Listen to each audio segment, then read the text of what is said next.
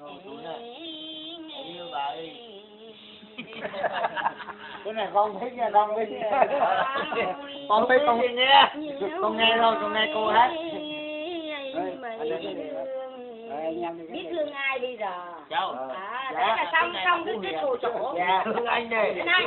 Thương anh đi.